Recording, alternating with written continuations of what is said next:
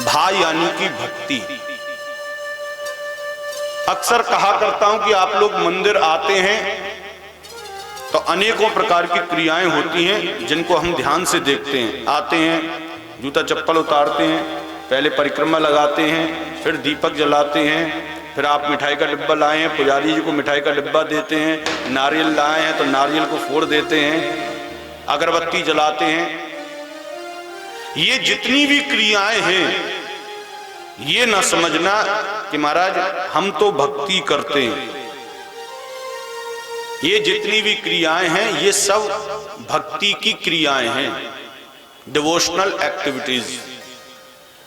इसको भक्ति नहीं कह सकते, भक्ति की क्रियाएं कह सकते हैं। भक्ति ये नहीं है कि आपने नारियल चढ़ा दिया, भक्ति ये नहीं है कि आपने माला चढ़ा दी, भक्ति ये नहीं है कि आपने धूप बत्ती दिखा दी। ये तो शास्त्र में आता है कि ये सब शून्य हैं, सब के सब शून्य हैं।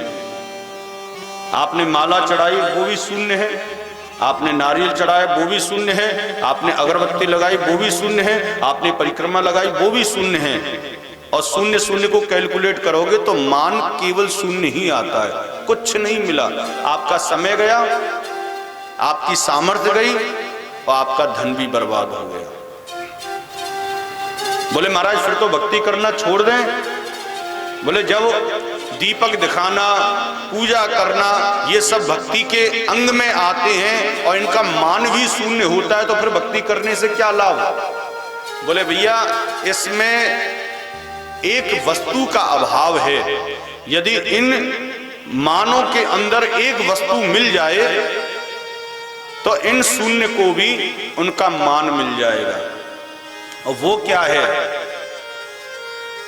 कि राम ही केवल प्रेम प्यारा, राम ही केवल प्रेम प्यारा, जान ले वो जो जाननहारा,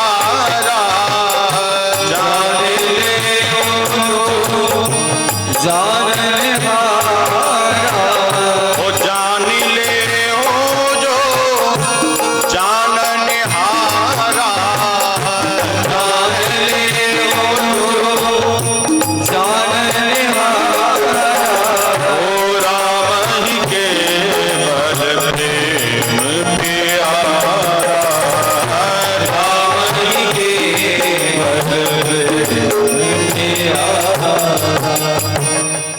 क्या चीज रह गई इस भक्ति के अंदर?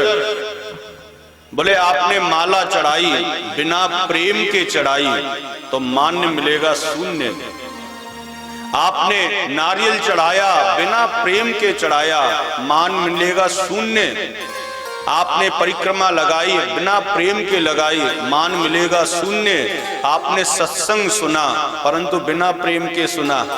बिना प्रेम का क्या होता है? बिना प्रेम का किसको बोलते हैं? बोले दादी कह गई थी मंदिर में जाके नारियल चढ़ाइयो, दौड़ के गए और नारियल चढ़ा के आ गो, काम खत्म। महाराज पूर्वज कह गए कि भागवत कथा जहां भी हो वहां जाकर कथा सुननी चाहिए, और उसका मन तो है नहीं है, तो आकर बैठ गए हमारा और ओंघा रहा है, सोच रहा है कब कथा विश्राम हो, कब मैं यहां से निकलूंगा। बहुत से इसलिए बैठे हुए हैं कि महाराज बुलाया गया है तभी तो आए हैं, बुलाया है। बिना बुलाए कैसे हम चले जाएंगे किसी के यहाँ पर? क्यों जाएंगे कथा सुनने के लिए? भाई कथा वो करा रहे हैं तो वो सुने, हम क्यों सुनने लगे?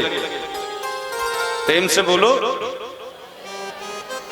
तो सब अपने अपने मंतव्य को पूरा करने के लिए सत्संग में आते हैं, लेकिन कोई विरला ही होता है जो प्रेम के लिए आता है, जो भक्ति के लिए आता है, जो ठाकुर जी को समझने के लिए आता है। राम ही केवल प्रेम प्यारा, जान ले जो जाननहारा।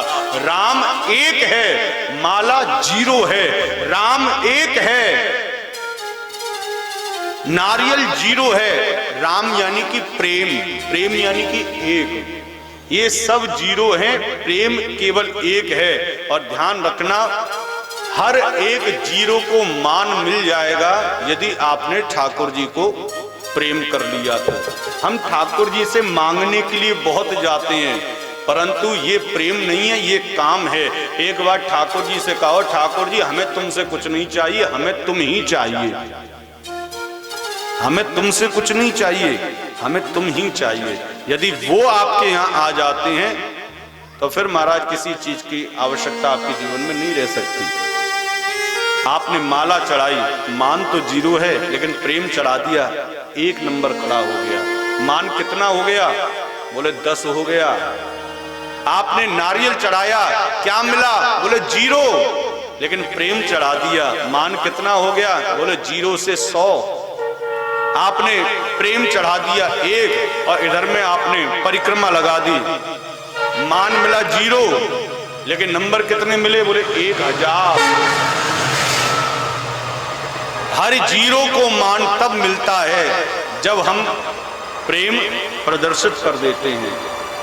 भाव यानी कि भक्ति।